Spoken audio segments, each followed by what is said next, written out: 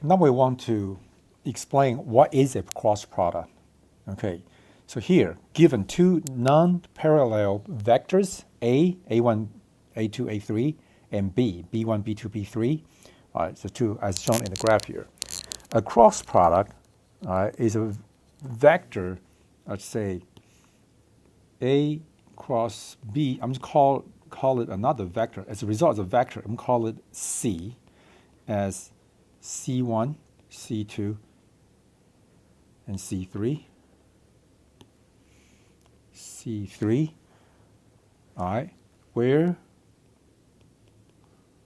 C3 is a vector that is orthogonal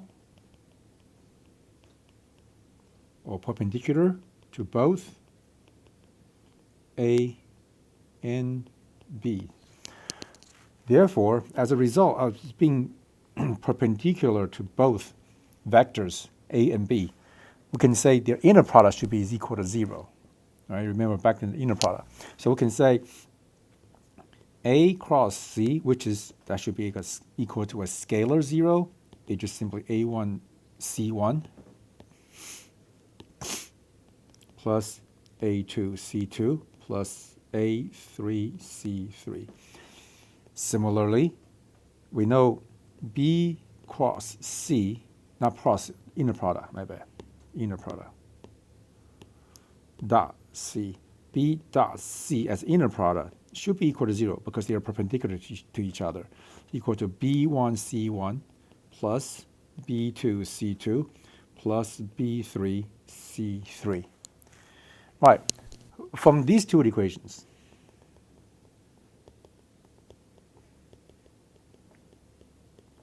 to a linear equation, we can treat C1, C2, C3 as variables, so we can solve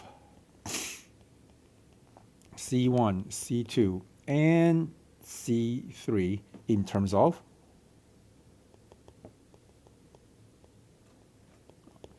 A1, A2, A3, B1, B2, and B3. So you can look at these two equations as two linear equations, treating C1, C2, C3 as variables. And we can solve it in terms of A1, A2, A3, B1, B2, and B3. So I'm going to skip the solving process, just give you the result. As a result, we can solve C1 as A2, B3 minus A3, B2.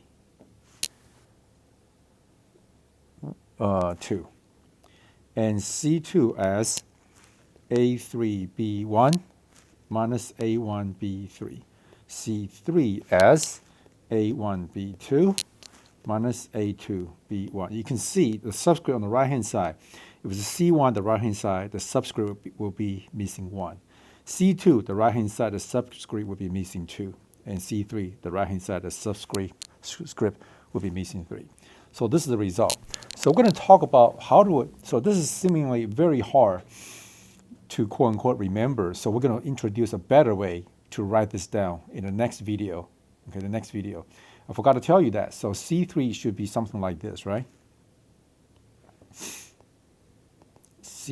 Vector C should be perpendicular to both A and B simultaneously. So that will be your A cross B.